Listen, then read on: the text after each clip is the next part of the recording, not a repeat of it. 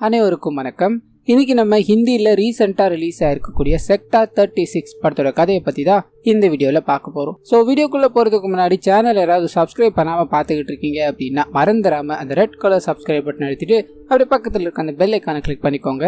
படத்தோட ஸ்டார்டிங் சீன்லேயே பார்த்தீங்கன்னா பிரேம் அப்படின்ற ஒரு கேரக்டரை நமக்கு காமிக்கிறாங்க. டிவியில் நீங்களும் வெல்லலாம் 1 கோடி அப்படின்ற மாதிரி ஒரு ப்ரோக்ராம் போகும் இல்லையா, அந்த ப்ரோக்ராமை பயங்கர இன்ட்ரெஸ்டோட பார்த்துக்கிட்டு இருக்காரு. அங்கே பார்ட்டிசிபேட் பண்ணுற ஒரு நபர் தப்பான வீடியோ சொல்லிட்டார் அப்படின்றதுக்காக இவனெல்லாம் யார் அங்க அனுப்பிச்சா, என்னெல்லாம் அனுப்புனாங்க அப்படின்னா 1 கோடின்னு தள்ளிட்டு வந்துகிட்டே இருப்ப அப்படின்ற மாதிரி பேசிக்கிட்டே ஊர்ல இருக்க அவரோட மனைவிக்கு போன் அடிக்க அவங்க கிட்ட நிறைய விஷயங்கள்ல பேசுற மாதிரி காமிக்கிறாங்க. இது மூலமாவே இவர் பார்த்தீங்கன்னா ஒரு பெரிய பணக்காரர் கிட்ட வேலை செய்யறார், அதாவது வீட்டு வேலைகள் எல்லாத்தையும் பண்ணிக்கிட்டு இருக்காரு அப்படின்ற மாதிரி நமக்கு தெரிய வருது.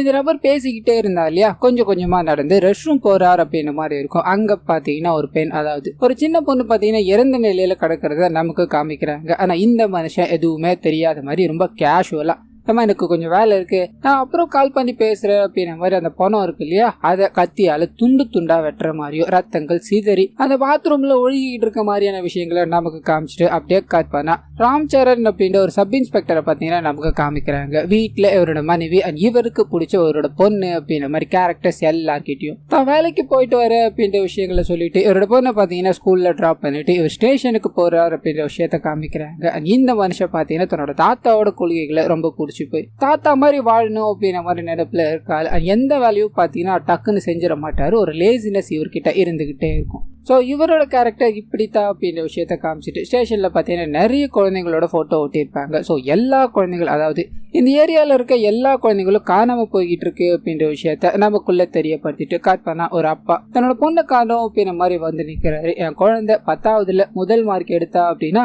அவளுக்கு பெரிய டிவி வாங்கி தர அப்படின்ற மாதிரி சொன்னேன், அவன் ஃபர்ஸ்ட் மார்க் எடுத்துட்டா. ஆனால் டிவி வாங்கி தரதுக்குள்ள அவன் காணாமல் போயிட்டா சார், எனக்கு என்ன பண்ணுறதுன்னு தெரியல, என் குழந்தை இல்லாமல் எனக்கு கையும் ஓடலை காலும் ஓடலை, நீங்கள் எப்படியாவது கேஸ் எடுத்து குழந்தைய கண்டுபிடிச்சி தாங்க சார் அப்படின்ற மாதிரி கெஞ்சி கதறிக்கிட்டே இருக்க எதிரில் இருக்க ராம் சரண் இதை கேர் பண்ற மாதிரியே தெரியல. உங்க பொண்ணு எங்கேயும் போயிருக்க மாட்டாங்க, சின்ன பொண்ணு தானே, அந்த ஏரியால நிறைய பொண்ணுங்களும் இதே மாதிரிதான் போய்கிட்டே இருக்காங்க, திரும்பி வந்துருவாங்க, நீங்க வேணா ஒன்று பண்ணுங்க, வெளியே காணவில்லை அப்படின்ற மாதிரி போர்டு இருக்கு இல்லையா, அதுல உங்களோட பொண்ணோட போட்டோ வச்சுட்டு போங்க, எஃப்ஐஆர்ல எதுக்கு போட்டேன் அப்படிங்க, எல்லாத்தையும் நாங்க பாத்துக்கிறோம் அப்படின்ற மாதிரி கேர்லெஸ்ஸா பதில் சொல்லி நிக்க அந்த மனுஷனும் என்ன பண்றதுன்னு தெரியாம அழுதுகிட்டே தன்னோட பொண்ணோட போட்டோவை பார்த்தீங்கன்னா நோட்டீஸ் போர்ட்ல ஒட்டுற மாதிரி காமிக்கிறாங்க. ஸோ பல குழந்தைகள்ல இந்த குழந்தையும் காணாம போயிருச்சு அப்படின்ற விஷயத்த இங்க காமிக்கிறாங்க. காட்பானா செக்டார் 36 அப்படின்ற ஒரு பெரிய ஏரியா பார்த்தீங்கன்னா இருக்கும். அதுக்கு பக்கத்தில் இருக்க ரூரல் ஏரியாவில் ஒரு 4-5 குழந்தைங்க கிரிக்கெட் விளையாடிக்கிட்டு இருக்காங்க. அது அப்படியே விளையாடிக்கிட்டே இருக்கும்போது ஒரு பால் பார்த்தீங்கன்னா சாக்கெட்டில் போய் விழுது. அது சின்ன பையன் எடுக்கணும் அப்படின்ற மாதிரி போக அங்கே ஏதோ கை, அதாவது எலும்பு கூடு பார்த்தீங்கன்னா கிடைக்குது. உடனடியாக போலீஸ்காரங்களுக்கு தகவல் சொல்ல வந்து போலீஸ்காரங்க ஏதாவது ஆக்ஷன் எடுப்பாங்க அப்படின்ற மாதிரி பார்த்துருந்தா கண்டிப்பாக இது குரங்கோட கையோ சிம்பான்சியோட கையோ தான் இருக்கும். இது எப்படி இங்கே வந்தது அப்படின்ற மாதிரி வேற என்னமோ பண்ணிக்கிட்டே இருக்காங்க. இதனால சுற்றி இருக்க மக்கள் எல்லாருமே வேடிக்கை பார்த்துக்கிட்டே இருக்கு.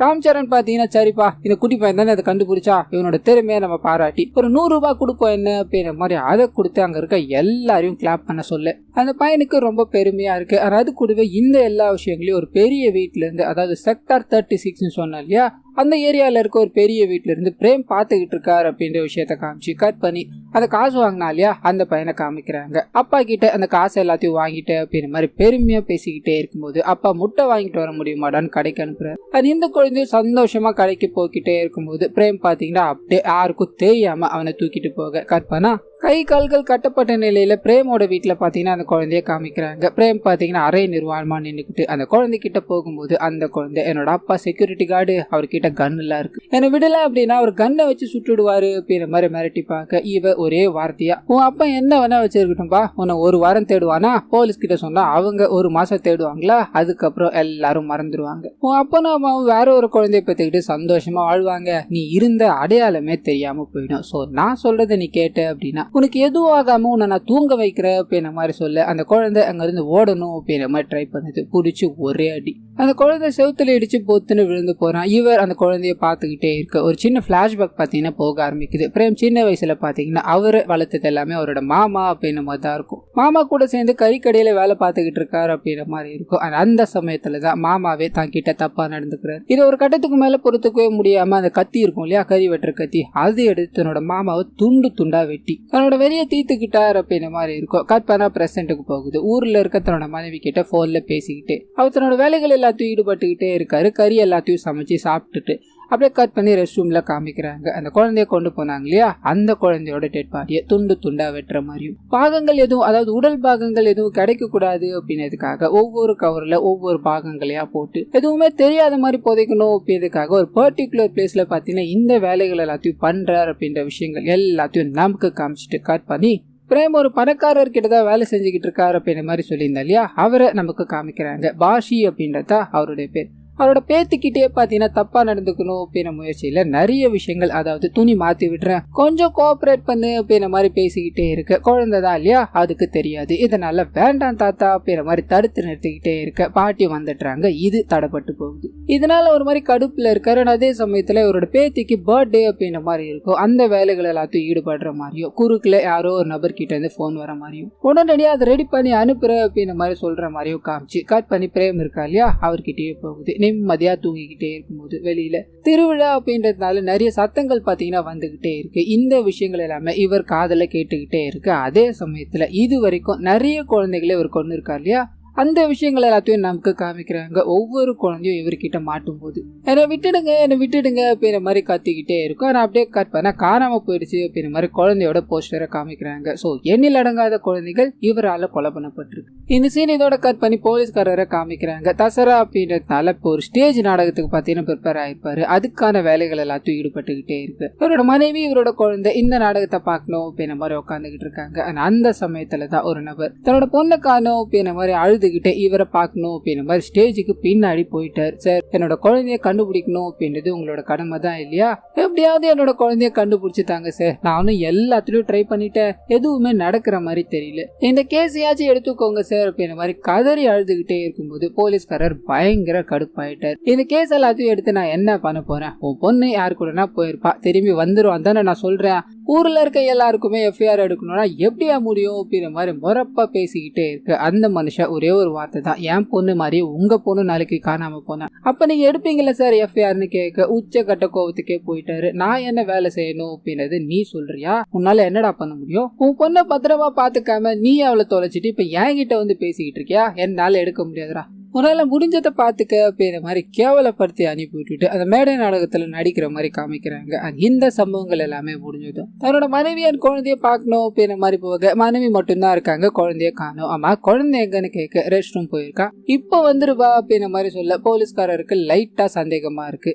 நம்ம பொண்ணை போய் கூட்டு வாப்போ அப்படின்ற மாதிரி அவங்கள அனுப்பிவிட்டுட்டு சுத்தி முத்தி பாத்துக்கிட்டே இருக்கு. ஆனா அதே சமயத்துல பிரேம் இருக்கா இல்லையா, அவர் ஒரு கம்பவுண்டர் அப்படின்ற மாதிரி ஒருத்தர் கூட தொடர்புல இருப்பார். அந்த நபரை கூப்பிட்டுக்கிட்டு குழந்தைய பிடிக்கணும் அப்படின்ற மாதிரி உலாத்திக்கிட்டே இருக்கும்போது தசரால வந்திருப்பாரு. அப்ப போலீஸ்காரரோட குழந்தைய பாத்திருப்பாரு. அது போலீஸ்காரரோட குழந்தைதான் அப்படின்றது தெரியாம தூக்கிட்டு ஓடிக்கிட்டே இருக்கும்போது இந்த விஷயத்த போலீஸ்காரர் பாத்தீங்கன்னா எதிர்ச்சியா பாத்துட்டார். பிரேம் முகத்தை மூடிக்கிட்டு தான் பாத்தீங்கன்னா இந்த விஷயங்களை பண்ணிருப்பா. இதனால யாரோ ஒருத்தர் தன்னோட குழந்தைய தூக்கிட்டு போயிட்டு இருக்காங்க அப்படின்ற விஷயம் தெரிஞ்சது. போலீஸ்காரர் துரத்தி பிடிக்கணும்னு பிரேம் பாத்தீங்கன்னா அந்த குழந்தைய அந்த கம்பவுண்டரோட வண்டியில தூக்கிட்டு போகணும் அப்படின்ற மாதிரி பிளான் போட்டிருப்பான். சோ பின்னாடி ஆள் துரத்திட்டு வராங்க அப்படின்றது தெரிஞ்சதோ குழந்தைய விட்டுட்டு அவ ஓடி போக கம்பவுண்டரும் வண்டியை ஸ்டார்ட் பண்ணிட்டு எதுவுமே தெரியாத மாதிரி போகலான்னு ட்ரை பண்ண அங்க இருக்க எல்லாருமே எப்பா வண்டி வச்சிருக்கீங்க, இந்த குழந்தைக்கு உதவ முடியுமான்னு கேட்க இதே வண்டியில பாத்தீங்கன்னா ஹாஸ்பிட்டல் கொண்டு போறாங்க. அதே சமயத்துல ஓடி போன பிரேம பிடிக்கணும் அப்படின்றதுக்காக போலீஸ்காரர் எவ்வளவோ முயற்சி பண்ணி பார்க்க ஆனா அந்த நபர் அங்கிருந்து தப்பிச்சு ஓடி போயிட்டாரு அப்படின்ற மாதிரி இருக்கும். சோ கட் பண்ணி பிரேமோட வீட்டுல காமிக்கிறாங்க. வேகமா ஓடி வந்து அவ்வளவுதான்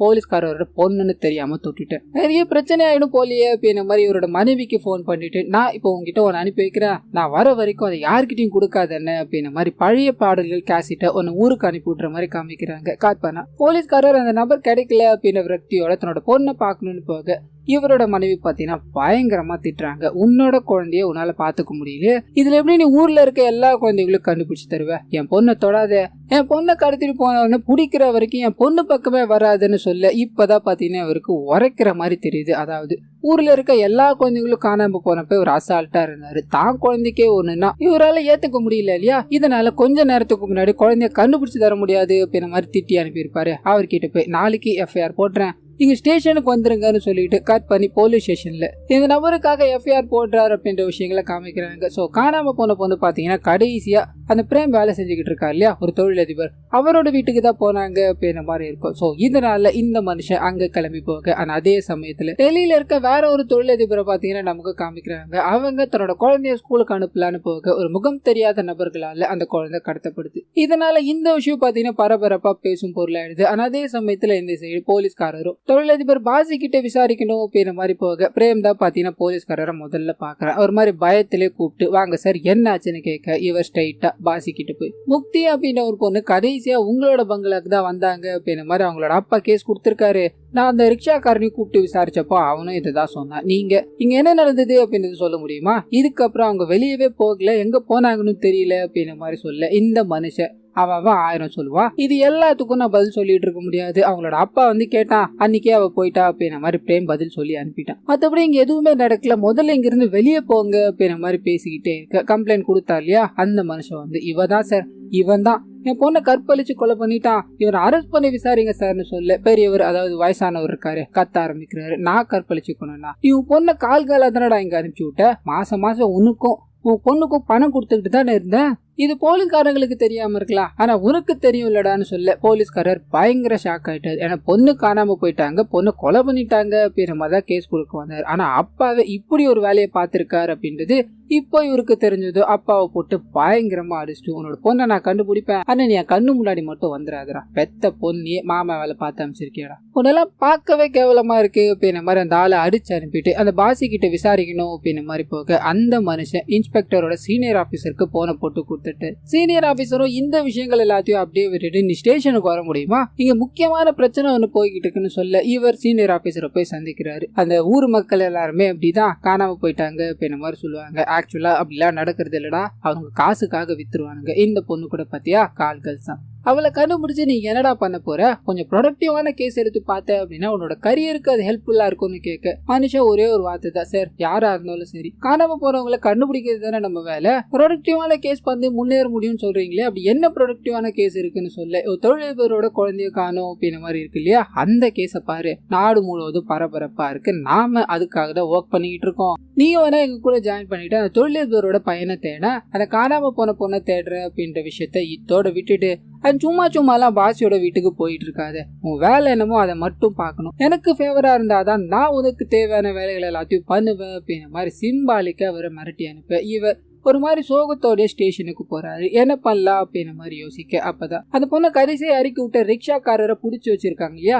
அவரோட போனை பாத்தீங்கன்னா இவங்க புடுங்கி வச்சிருப்பாங்க. அது போலீஸ்காரரோட கண்ணுக்கு தெரியுது. சுத்தி முத்தி ஃபுல்லா செக் பண்ணி பார்க்கும்போது ஒரு க்ளூ கிடைக்குது. வேகமா அந்த க்ளூ எடுத்துக்கிட்டு இவ்வளவு நேரம் வரைக்கும் திட்டி அனுப்பிச்சார் இல்லையா சீனியர் ஆபீசர், அவர்கிட்ட தான் கண்டுபிடிச்ச விஷயங்களை ஷேர் பண்ண ஆரம்பிக்கிறார். ரிக்ஷாக்காரர் அந்த கால்களை இறக்கி விட்டுட்டு அங்கிருந்து போனார் அப்படின்ற மாதிரி இருக்கும் இல்லையா. சோ அந்த ரிக்ஷாக்காரர் தான் எல்லாத்துக்கும், அதாவது அவங்க கிளைண்ட் அட்டென்ட் பண்ண போனா எல்லாத்துக்கும் இவர் தான் போனார் அப்படின்ற மாதிரி இருக்கும். வழக்கமா எல்லாம் முடிஞ்சதுக்கு அப்புறமா 2 மணி நேரம் கழிச்சு திரும்பி போய் அந்த பொண்ணை கூட்டிட்டு வந்துருவார் அப்படின்ற மாதிரி இருக்கும். அன்னைக்கு அந்த வீட்டுல இறக்கி விட்டுட்டு 2 மணி நேரம் கழிச்சு போகும்போது பிரேம் மட்டும் தான் பாத்தீங்கன்னா வெளியே வரான். அந்த பொண்ணு இனிமேல் வரமாட்டா, அவ யூஸ் பண்ணிக்கிட்டு இருந்த போனு இங்க இருக்கு, இது எங்கேயாவது போய் தூக்கி அடிச்சுட்டு அந்த பொண்ணை கூட்டு போய் நான் பஸ் ஸ்டாண்ட்ல இறக்கி விட்டுட்டேன் அப்படின்ற மாதிரி சொல்லிடுறான். உனக்கு தேவையானது எல்லாத்தையும் நான் பாத்துக்கிறேன் அப்படின்ற மாதிரி போனை கொடுத்துட்டு கொஞ்சம் பணத்தையும் கொடுத்து ரிக்ஷாக்காரரை அனுப்பிச்சு வச்சிருப்பாரு. ஆனா அந்த ரிக்ஷாக்காரர் பாத்தீங்கன்னா போனு நல்லா இருக்கு அப்படின்ற மாதிரி போனை தான் யூஸ் பண்ண ஆரம்பிச்சிருப்பாரு. இதுல வேடிக்கையான விஷயம் என்ன அப்படின்னா, அந்த சிம்ம கூட பாத்தீங்கன்னா ரிக்ஷாக்காரர் மாத்தி இருக்க மாட்டாரு. சோ கண்டிப்பா இதுக்கு பின்னாடி பிரேமும் அவனோட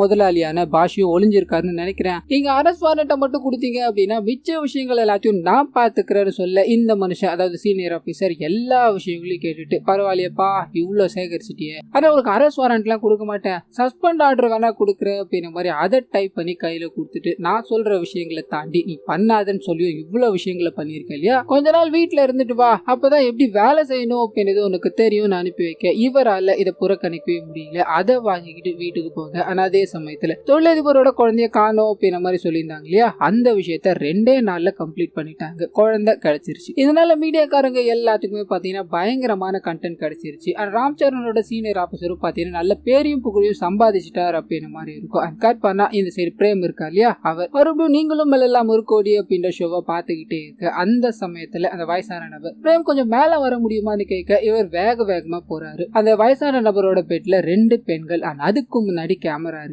அந்த விஷயங்கள் எல்லாத்தையும், அதாவது கேமரால ரெக்கார்டான விஷயங்கள் எல்லாத்தையும் பிரேம் எடுக்கிற மாதிரி காமிக்கிறாங்க. இன்னொரு பக்கம் சில நாட்கள் கழிச்சு ராம் சரணை காமிக்கிறாங்க. சஸ்பென்ஷன் முடிய போகுது அப்படின்ன மாதிரி இவர் கூட வேலை செய்யறாரு இல்லையா, அவர் கூட உட்காந்து சரக்கு அடிச்சுக்கிட்டு நடந்த விஷயங்கள் எல்லாத்தையும் நினைச்சு பேசிக்கிட்டே இருக்கும்போது அப்பதான் இவரோட சீனியர் ஆபீசருக்கு இன்னும் ஹையர் பொசிஷன் கிடைச்சி அவர் இந்த இடத்தை விட்டு போக போறாரு அப்படின்ன மாதிரி தெரியுது. சோ அந்த ரோலுக்கு வேற ஒரு நபர் வர போறாரு. இதனால நீங்க வர்றப்ப கொஞ்சம் பிரச்சனை இருக்காது, எல்லாரும் அப்படியே தான் சார் இருக்காங்க, சோ உங்களுக்கு ஈஸியா இருக்கும் ரன் பண்ண அப்படின்ன மாதிரி பேசிக்கிட்டே இருக்கும்போது தூரத்துல ஒரு கம்பவுண்டரை பாக்குறாரு. உடனே சார் உங்க பொண்ணை ஹாஸ்பிட்டல் கொண்டு போக உதவுது இவன் தான், நம்ம வர்றதுக்கு முன்னாடியே வண்டியை ரெடியா வச்சுக்கிட்டு இருந்தா சார்னு சொல்ல இவருக்கு லைட்டா சந்தேகமாகுது. சோ அதை பிரேம் கூட சேர்ந்து இவனும் தான் பொண்ணை கடத்தணும் அப்படின்ன மாதிரி வந்திருக்கான். அதனாலதான் அன்னைக்கு அந்த மாதிரி இருந்தது. இவனை பிடிச்சி விசாரிச்சோம் அப்படின்னா ஏதாவது தெரிய வாய்ப்பு இருக்கு அப்படின்ற மாதிரி யாருக்கும் தெரியாம அந்த ஆளை கொத்தா தூக்கி ஒரு இடத்துல அடைச்சு வச்சு பயங்கரமா சித்திரவதை பண்ணி நடந்த விஷயங்கள் எல்லாத்தையும் கேட்க ஆரம்பிக்கிறாங்க. அவன் பாத்தீங்கன்னா இது எல்லாத்துக்கும் பின்னாடியும் பிரேம் தான் இருக்கான்.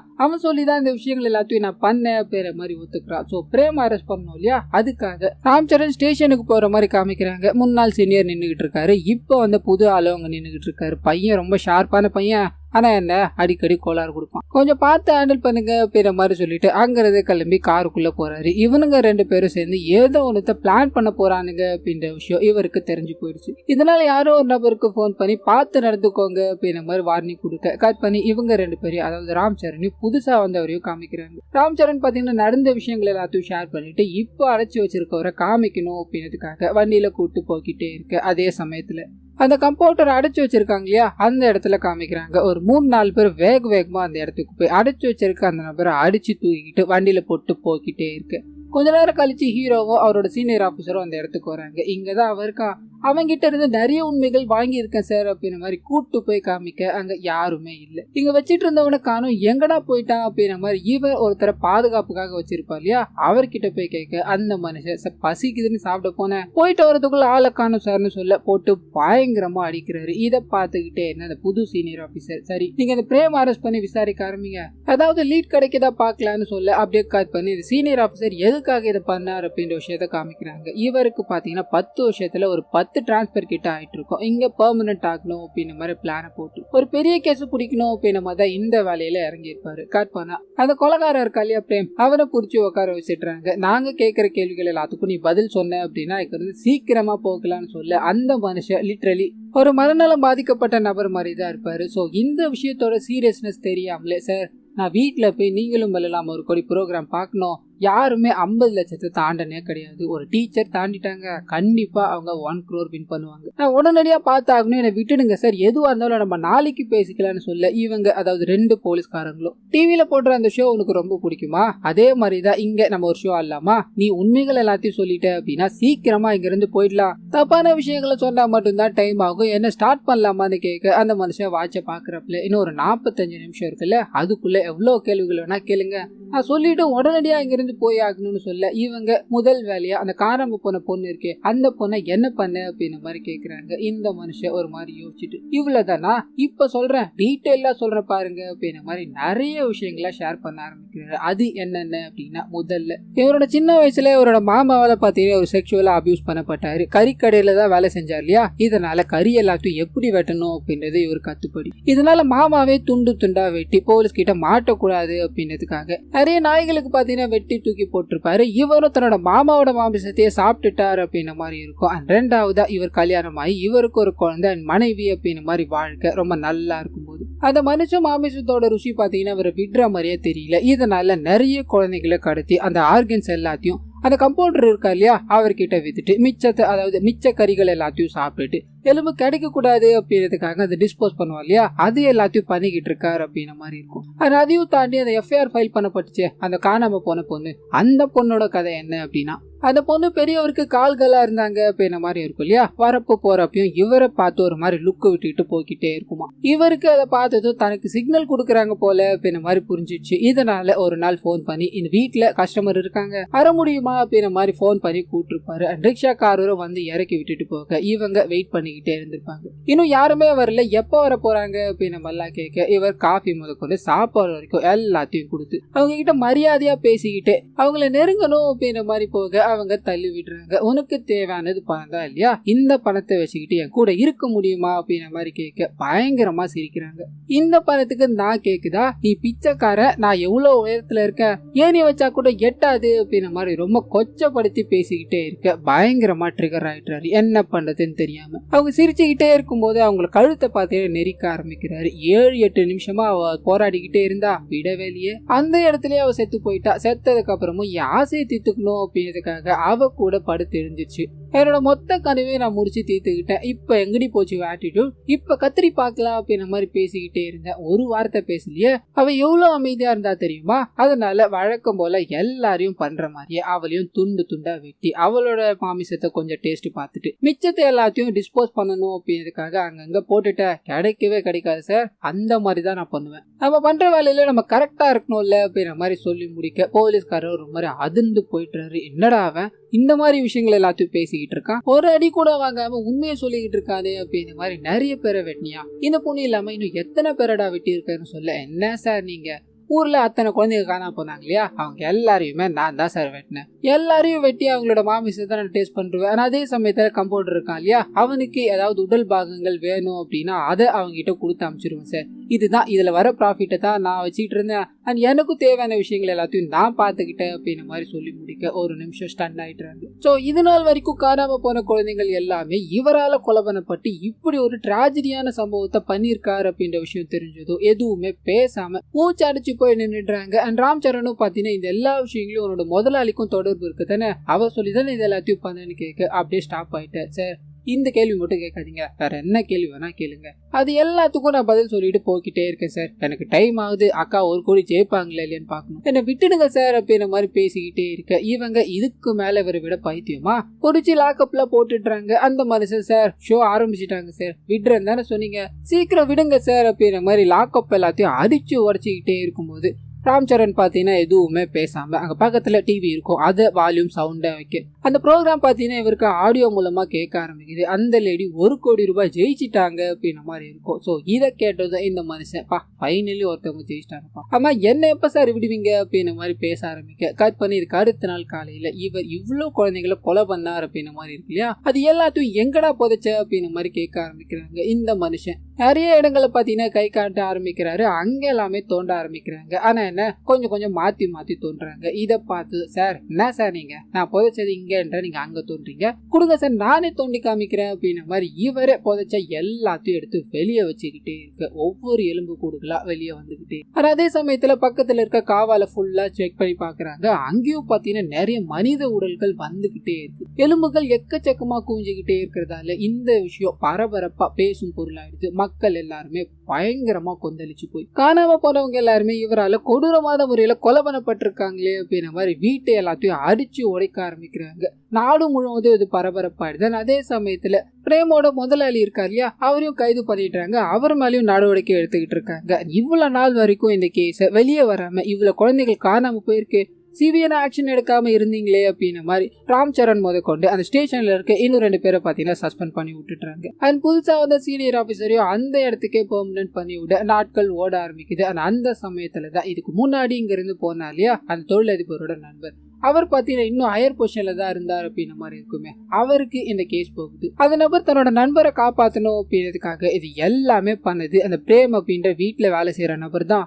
இந்த தொழிலதிபர் தான் இதை பண்ணாரு அப்படின்ற மாதிரி எந்த விதமான ஆதாரமும் கிடைக்கல. இதுக்கு நாங்க ஒர்க் பண்ணிக்கிட்டு இருக்கோம் அப்படின்ற மாதிரி டிவியில பேட்டி கொடுக்க இந்த விஷயத்த வீட்டுல இருந்து ராம் சரண் பாக்குறாரு. அந்த தொழிலதிபருக்கு கண்டிப்பா தொடர்பு இருக்கணும், அவரை சும்மா விடக்கூடாது அப்படின்ற மாதிரி முடிவு பண்ணிட்டு இப்ப இருக்க ஒரு சீனியர் ஆபீசருக்கு போன் பண்ணி ஒரு ரிக்வஸ்ட், நான் பிரேம பார்க்க முடியுமான்னு கேட்க அதுக்கு ஏற்பாடு பண்றாரு. பிரேம கூப்பிட்டு உட்கார வச்சு, ஆமா இவ்வளவு பண்ணல, அது ஆர்கன்ஸ் எல்லாத்தையும் வித்து நிறைய பணம் பார்த்திருப்பல, அது எல்லாத்தையும் என்னடா பண்ணன்னு கேட்க இவர் சிரிச்சுக்கிட்டே என் ஃபேமிலிக்கு அனுப்பி வச்சிட்டா அவங்க கிட்ட அது பத்திரமா இருக்குன்னு சொல்ல, ஃபேமிலிக்கா அவ்வளவு பணத்தை அங்க எப்படிடா அவனால அனுப்ப முடிச்சதுன்னு கேட்க இவர் கம்பவுண்டர் அப்படின்ற மாதிரி ஒருத்தர் இருந்தாரு, அவர் உதவியோட தான் அனுப்பி வச்சேன்னு சொல்ல இவர் ஒரு மாதிரி மேலேயும் கேள்வியும் பார்த்துட்டு, கம்பவுண்டரை நாங்க பிடிச்சோம், திடீர்னு அவன் ஒரு நாள் காணாம போயிட்டான், அவன் எங்க போனா என்ன ஆனான்னு தெரியல, சோ கண்டிப்பா அவனோட வீட்டுக்கு பணம் போய் சேர்ந்துருக்காதுரா அப்படின்ற மாதிரி சொல்ல இந்த மனுஷன் டென்ஷன் ஆயிடுறாப்ல. சார் நீங்க போய் சொல்றீங்க, கண்டிப்பா அவன் பணத்தை எடுத்துட்டு போய் கொடுத்துருப்பான் சார், நான் இங்க இருந்து போனோம், என்னை விட்டுடுங்க சார் அப்படின்ற மாதிரி காலில் வந்து கெஞ்சிக்கிட்டே இருக்க. உன்னை விடுறது சாத்தியமே இல்லாதது, இது எல்லாத்தையும் நீ தான் பண்ண அப்படின்ற மாதிரி முன்ன இங்க பிடிச்சி உட்கார வச்சிருக்கு. கடவுளே நினைச்சாலும் உன்னால இங்க இருந்து வெளியே போக முடியாதுன்னு சொல்ல, என் முதலாளி நினைச்சா நான் வெளியே போயிடுவேன். இவர்கிட்ட இருந்து ஒரு பதில், உன் முதலாளியா, உன் முதலாளி வெளியே போக போறான், காரணம் என்ன தெரியுமா,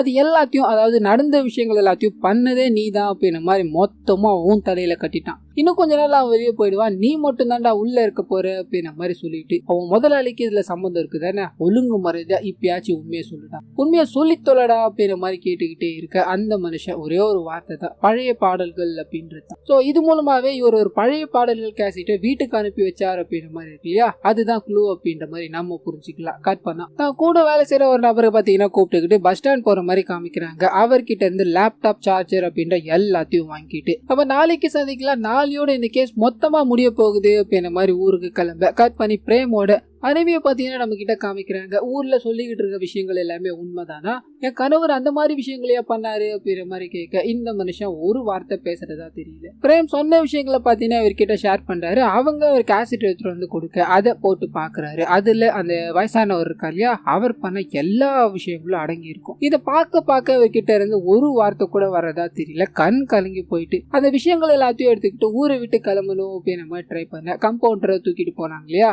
அதே கும்பல் இவரை லிப்ட் கொடுக்குற அப்படின்ற மாதிரி கார்ல ஏத்திக்கிறாங்க. இவர் எதிர்ச்சியா அவங்க கிட்ட பேசிட்டு போய்கிட்டே இருக்கும்போது திடீர்னு பின்னாடி இருந்து கத்தியால குத்தி கழுத்தறுத்து இவர் கொலை பண்ற மாதிரி காமிக்கிறாங்க. ஆனா அப்படியே கட் பண்ணா ஒரு 2 மாசம் கழிச்சு ராம் சரண் கண்ட்ரோல்ல இருந்த போலீஸ் ஸ்டேஷன் பாத்தீங்கன்னா அவர் கூட வேலை செஞ்சிருப்பாரு. கடைசியா ராம் சரண் பாத்துட்டு போயிருப்பாரு, அவர் கண்ட்ரோலுக்கு போயிருச்சு. சோ அவர் சப் இன்ஸ்பெக்டர் ஆயிட்டார் அப்படின்ற விஷயத்த காமிக்கிறாங்க. சோ ராம் சரணை போட்டு விட்டது இவரா தான் இருக்கும். அதை அப்படியே கட் பண்ணி வெளியில நோட்டீஸ் போர்டுல காமிக்கிறாங்க. எல்லா குழந்தைகளை போலவே ராம் சரணும் காணாம போயிட்டார் அப்படின்ற ஒரு நோட்டீஸ். ஆனா அந்த பணக்காரர் இருக்கா இல்லையா, பிரேமோட முதலாளி, அவர் கொஞ்சம் கொஞ்சமா இந்த கேஸ்ல கிராக் பண்ணி வெளியே வந்துகிட்டு இருக்காரு அப்படின்ற விஷயங்கள் எல்லாத்தையும் காமிச்சு அப்படியே கட் பண்ண அதே ஸ்டேஷன்ல வேலை செய்யற பிஷ்னாய் அப்படின்ற ஒருத்தரை காமிக்கிறாங்க. நடந்த விஷயங்கள் எல்லாமே பாத்தீங்கன்னா அவருக்கு தெரியும், எதுவுமே தெரியாத மாதிரி தன்னோட வாழ்க்கையை நகர்த்திக்கிட்டே இருக்காரு அப்படின்ற மாதிரி இருக்கும். ஆனா அந்த சமயத்துல வீட்டுக்கு வெளியில ஒரு முகம் தெரியாத நபர் பாத்தீங்கன்னா ஏதோ ஒரு பொருள் வச்சுட்டு போற மாதிரி சத்தம் கேக்குது. இவர் போய் பார்க்க நிறைய பழைய பாடல்கள் அப்படின்ற மாதிரி எழுதி இருக்கும். சோ முன்னாடி பழைய பாடல்கள் அப்படின்ற கேசட்ல